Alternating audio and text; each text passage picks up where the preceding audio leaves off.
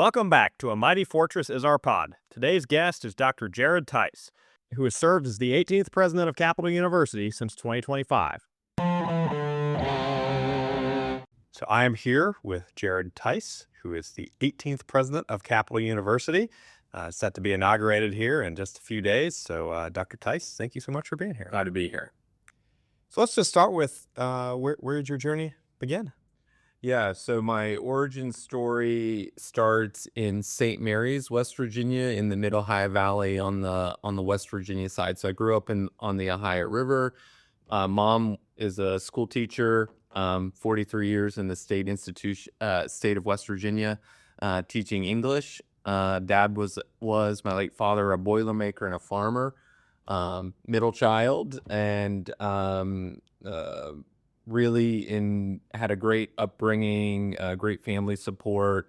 Was shy, admittedly, and I was blessed to have parents that put me in Little League and Boy Scouts and 4-H, and those really created some not only great connections for me with peers, but also I think started me on my path towards leadership being part of my ethos as well. And went off to college at the time it was Concord College, is now Concord University in Southern West Virginia in Athens, to study political science and business, and really got engaged in student life, fraternity, playing tennis, being involved in student government, campus activities board, and I really just enjoyed working with college students. I thought going to law school and being an attorney. My maternal grandfather was an attorney and a judge, and I had an immense amount of influence and respect for that role and that profession.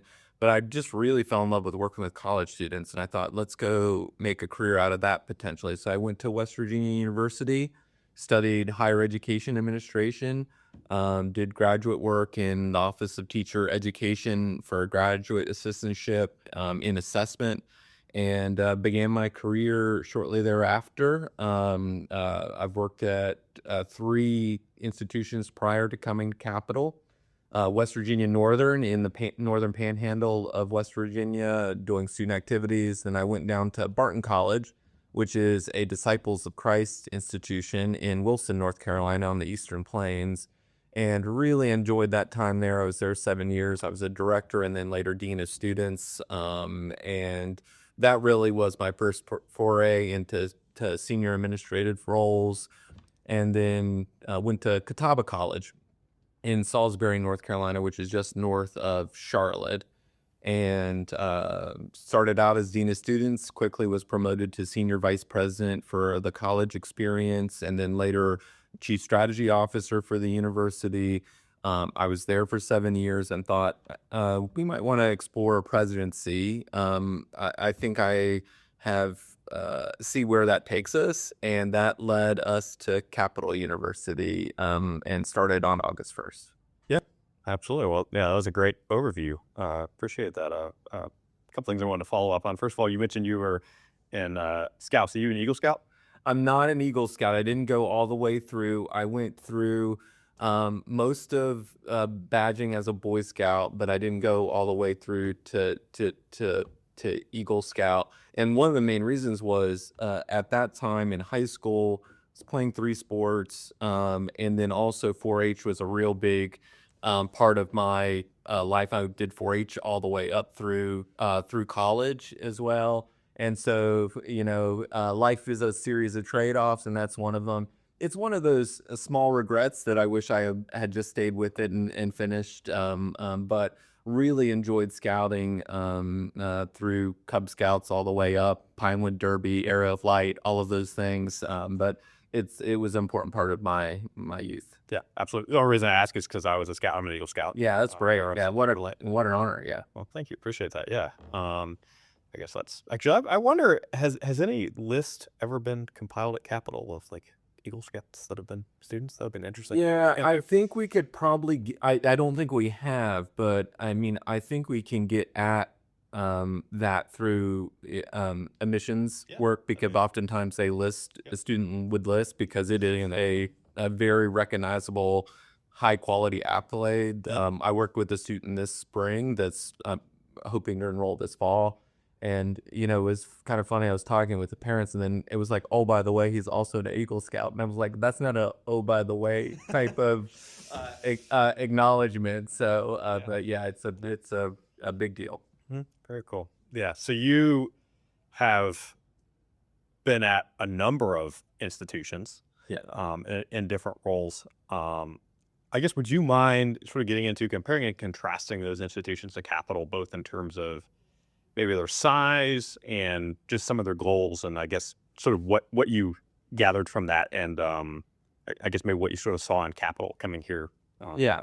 from those places. So all of the institutions I've worked professionally in were all small institutions, and my undergrad was a small institution. When I was there, it had about 2,800 students, so a little larger than Capital is as a whole right now. Capital has, at the start of the fall, we had about 2,400 students across the undergraduate, graduate, Trinity, and the law school.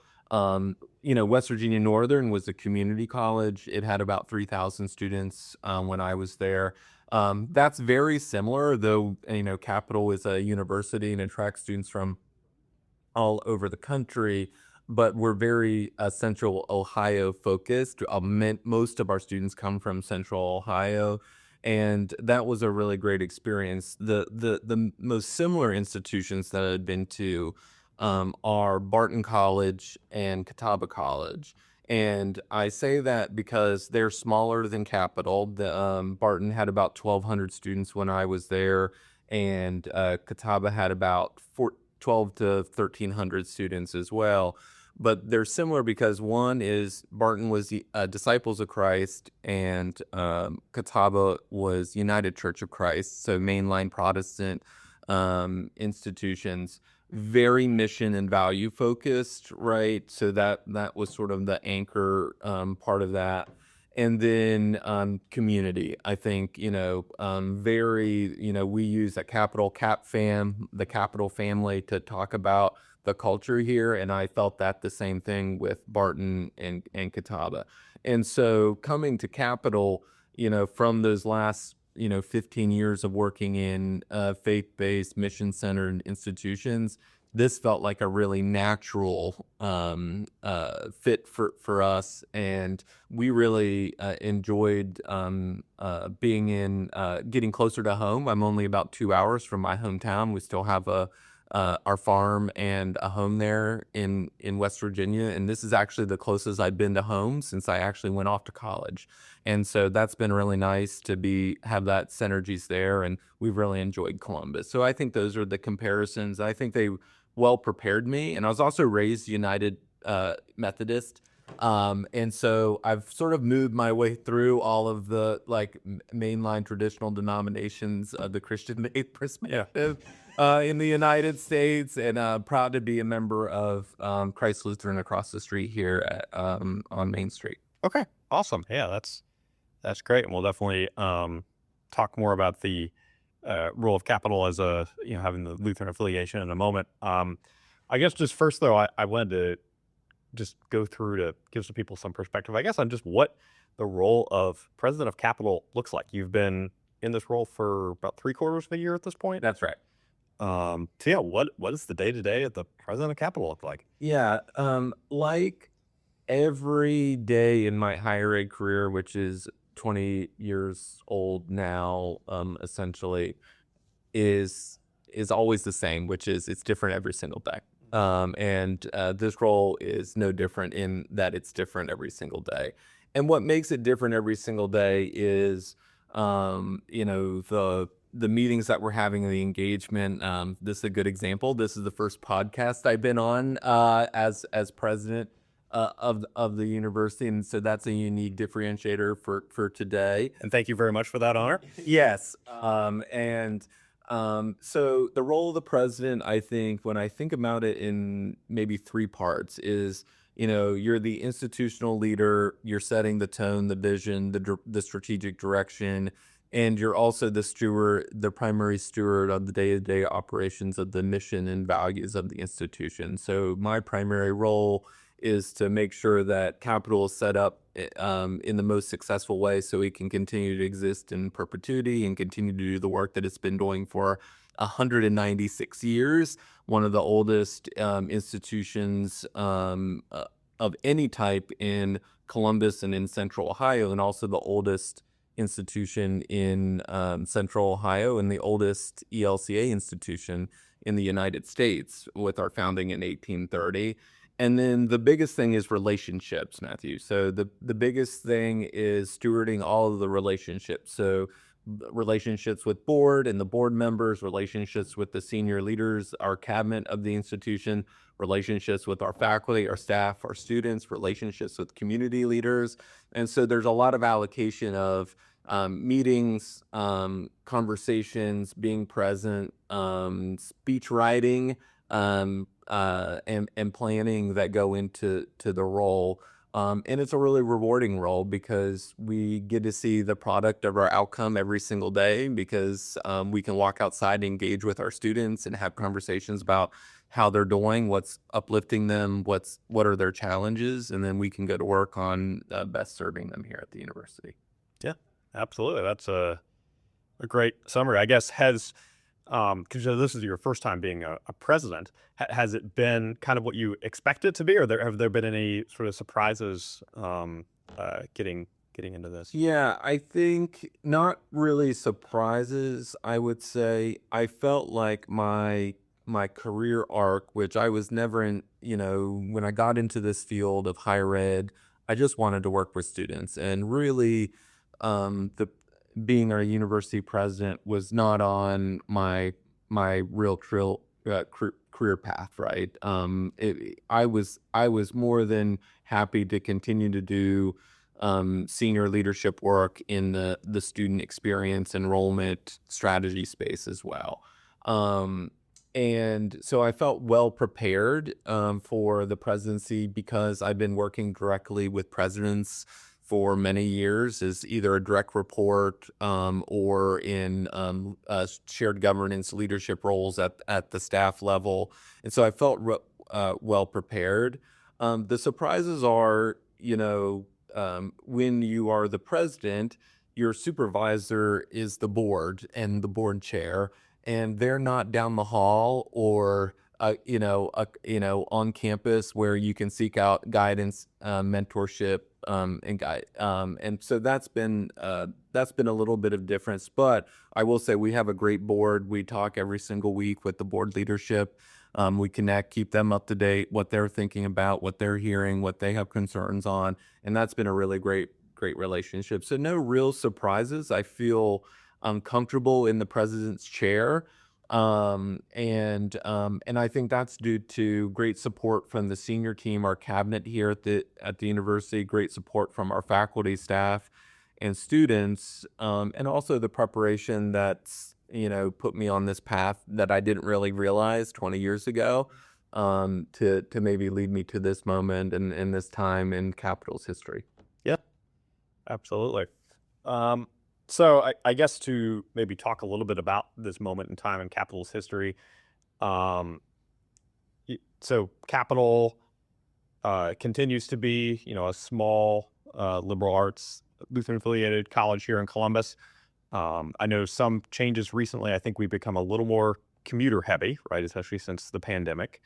And then the other thing too is I think that Lutheran identity piece is an interesting thing we've wrestled with for a long time. I know a lot of small colleges with a historical religious affiliation, trying to figure out how much to emphasize that or not. Of course, we have the unique aspect here of having a seminary, so that gives that sort of an inherent clear role on campus. But I guess just what do you kind of see the vision for Capitol, maybe as a whole, but especially in relation to that Lutheran affiliation? Yeah, that's a great question. I'll first take in your assessment, and your facts are correct that since the pandemic, Capital has become more commuter based, as a percentage of the undergraduate Yes. population. And so Right now, at the start of the fall, the undergraduate university, only about 50% of our undergraduates were residential students living on If you don't campus. mind me asking, how many uh, first year students were there? Yeah, and so in the first year class, it went up to 78% of the freshman class. I also just meant total students in Oh, that class. So, there was 467 first time in college students this fall. so around 400 roughly residential. Yes, yeah. Okay. And so and that was an improvement over the previous year. Mm. So we were up nearly 100 new students in the first year class this fall compared to fall of 2023, and as a percentage of who was living on campus, that went from about 65% to 78%. So the trend lines for the university are trending positively, and one of my intentions is, we need to continue to not only grow the size of the first year class. Prior to the pandemic, it was pretty common that the first year class would be around 575, Mhm. 600, 625. We can easily grow back to that, and grow back more residential students because it adds to the vibrancy of the campus, the community, while also making sure that students who want to commute for whatever reason, whether it's because they want to stay close to home, they're working a small job, they're more comfortable, it's more affordable. We're continuing to provide great service to Central Ohio for those who want to commute. Yeah, absolutely. And I was gonna say, a comment I've heard for some people, even just my experience being at a few events this year, is I think this campus is the most sort of alive it's been since the pandemic this year, just in terms of organizational involvement and all that kind of stuff. I know I was a student here during the pandemic and organization leader, and sometimes it was harder after that to get people to come to things. So it's exciting to see that revival. And the other thing I do know, talking about living on campus, that's changed the last few years is, correct me if I'm wrong, but so Loman is still closed, correct? Yeah. And Sailor Ackerman has had substantial air conditioning improvements, right? Yes, that's correct. Because so that means that most, if not all, residential students are now in a air conditioned environment, correct? Yes, all of our residential students are in air-conditioned environments, and the university, I believe, is transitioning as we have a steam heat Yeah. campus, converting to air conditioning starting next week. So that should provide some additional relief to our campus community. But yeah, so Loman is we're not housing students in Loman Hall. Loman is a traditional dormitory style residential hall, and it does not have air conditioning. Now it's not fully closed because we have clubs and organizations have lounges in Loman, and those are still actively in use. And Loman actually could be online right now, and we could have students in it. But the world has shifted. Air conditioning is now a required amenity for residential halls, and so and it currently doesn't have air conditioning in it. And we're working on intentional plans to not only do air conditioning, update HVA systems, electrical windows to bring Loman back online, because we're anticipating growth. We're at the university, and we will need Loman Hall in as early as fall of 2027. So just 18 months from now to house additional students that are going to be living on our campus. Yeah, so that's great, and I'll say, as somebody who was a campus tour guide for several years, the air conditioning question was one that I got a lot, and when we said most is, but not quite all, that was sometimes, I don't know. So I think that's a great selling point to be able to say everybody will be in that, and I think the idea of we've shrunk to a smaller number of buildings that are all in that great amenity space, but then we're gonna reintroduce Loman with those. That's excellent. I guess while we're on the topic of buildings, there's one other building I know that's offline that's near and dear to my heart, and I'm just curious if there's any updates in that. Kearns Religious Life Center. Yeah. Are there any plans for that at this point? Yeah, so I think Kearns is the soul of our Bexley campus, and it is a grand building. Both externally, it's always classic collegiate. It'll never go out of style on a university campus, and it's very wonderful on the inside as well, especially the sanctuary and the sitting room on the main level. We are actively moving through in the early stages of a comprehensive master planning, and I have told all of the potential campus planners Kearns is a priority for Capital University. It's in the center of our campus. It is the soul of our Lutheran tradition, and we need to find a high quality program use for Kearns. And I think one of the reasons why over the last several years that it's been offline is the we haven't spent time figuring out, okay, we'd like to bring Kearns back online and be functional. Well, what would go in there that is needed at the university, or we'd like to further emphasize there as well. And so we're ideating about those uses. Can it be in an event space and a sanctuary, and maybe where the university archives are more prominently displayed and kept and captured? Capital doesn't currently have an honors program. Could that be the home of a new revised and imagined honors program? Could that be a religious life space? And I'm really focusing in on that and do some work there as well. And so those are on the table. Kearns to me is something that we want to take care of, and we want to emphasize and want to revitalize and bring back to life at the university, because it's something worth taking care of. Yeah, absolutely. I'm happy to hear that. And I was lucky to get to experience that building online for a couple years, or in operation, not online, in person. And it was, it's a beautiful space. And I'll say, from the standpoint of religious life, which that'll be a good segue into that topic.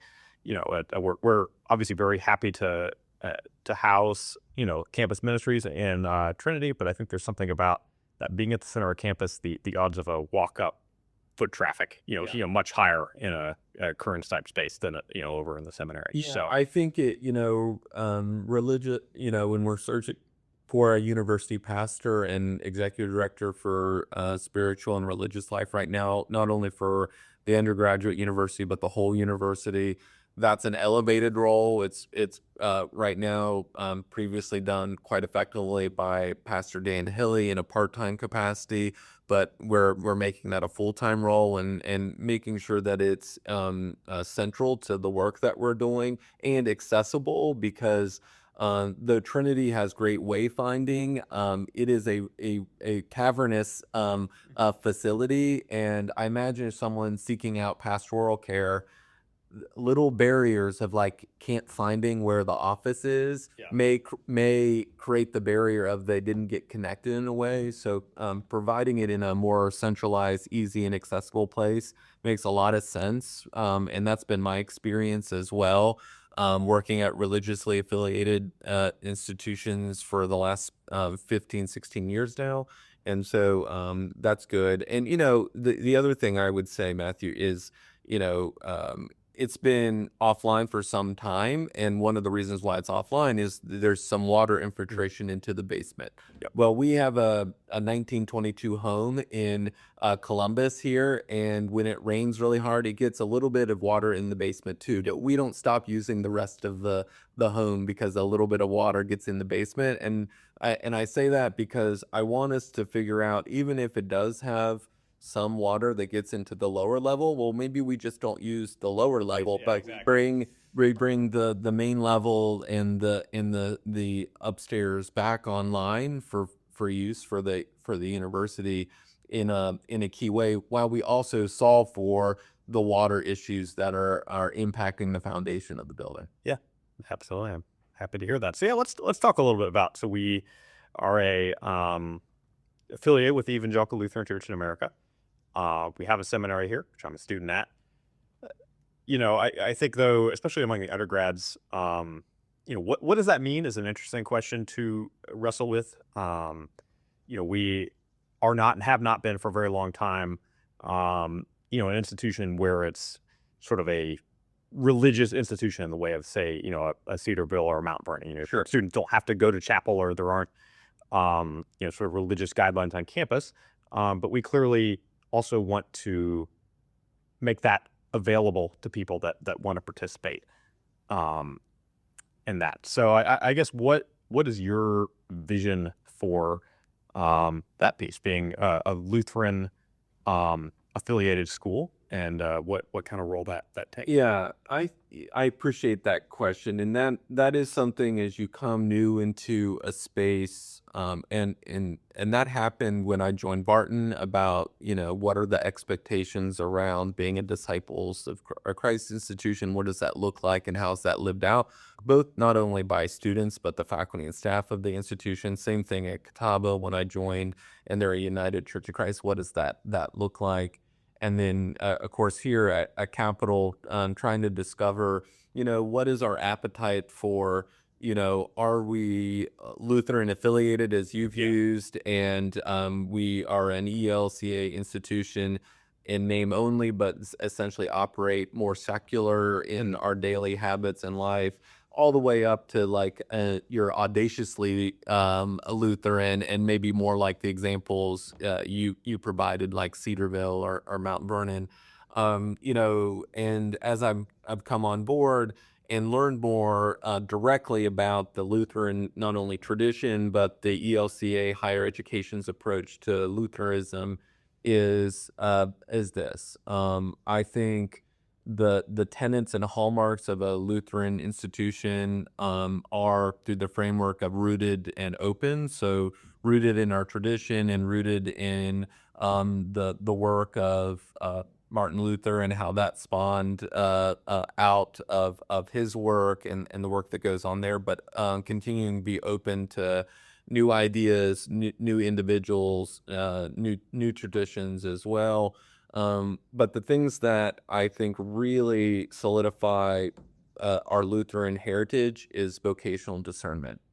And I think regardless of whether you're agnostic or secular at Capital University, or you're Lutheran from cradle, that through line of vocation and exploring, to paraphrase Buechner, and like, what you're interested in, what you're passionate about, what you're talented at, and where it meets the world's needs.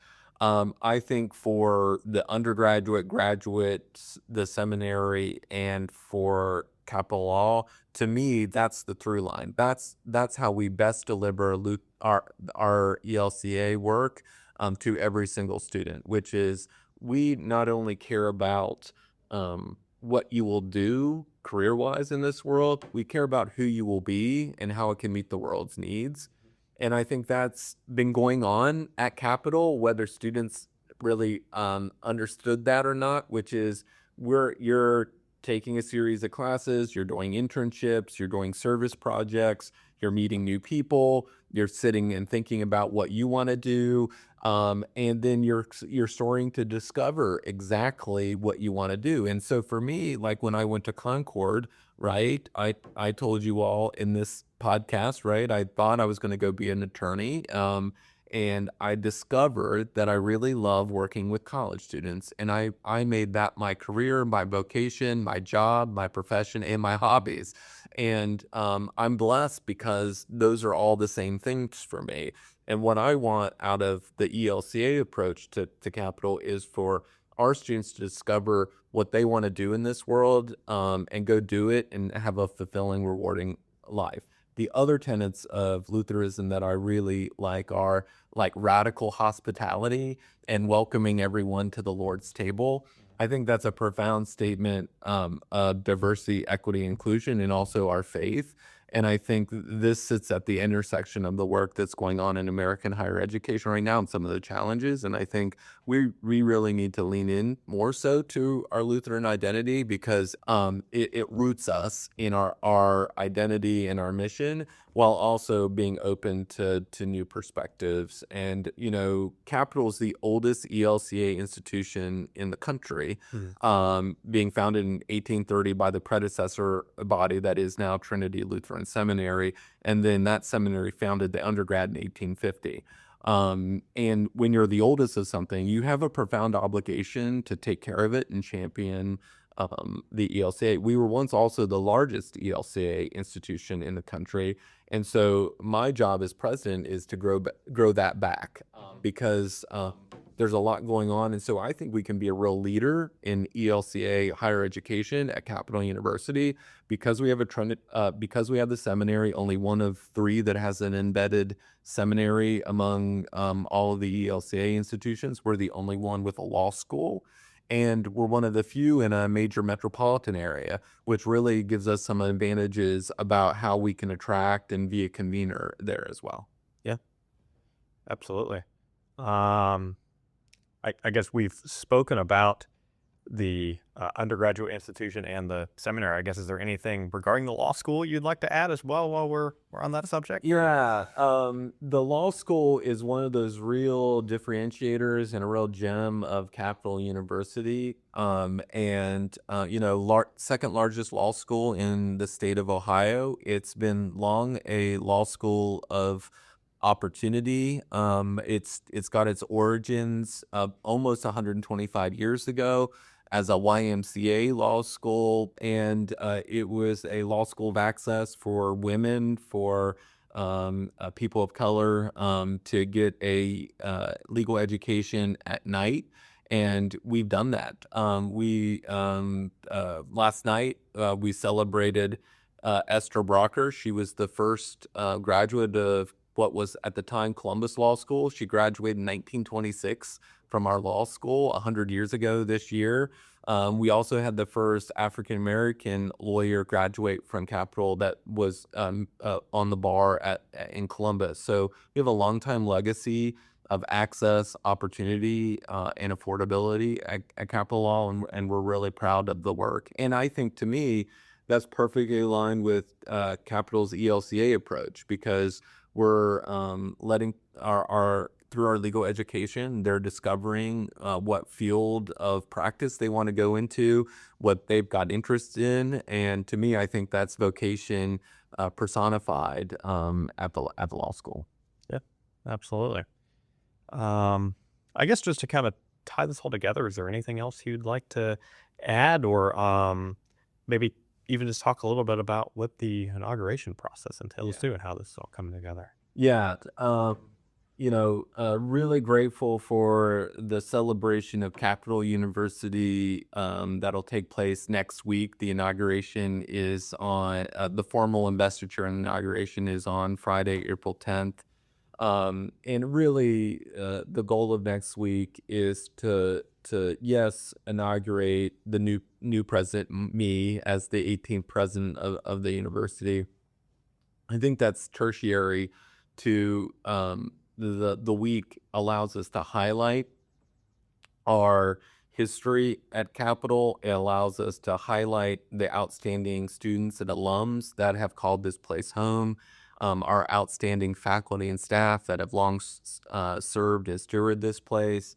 And it's an opportunity for what I would call a blending of families. So I'm really grateful that my family and my colleagues from different parts of my life are going to come together and meet my new CAP family over next weekend.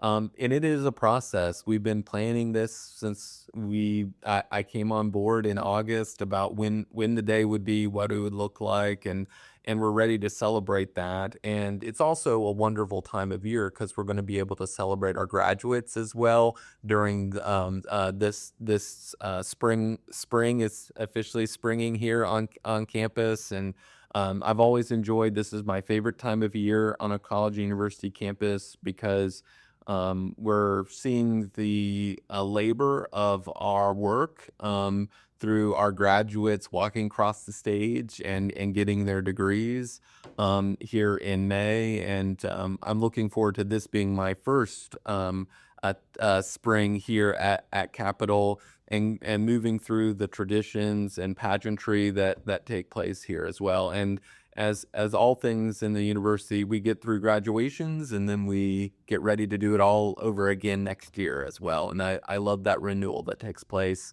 with the welcoming of new students after we just celebrated our graduates. Yeah, absolutely. Well, I always like to end these podcasts with a prayer. So if you don't mind, I'd just like to pray for you and for this institution. Thank you. God, just thank you for Capital University. Thank you for President Tice and his leadership. I just pray that you'll be with him, give him guidance through the coming months and years.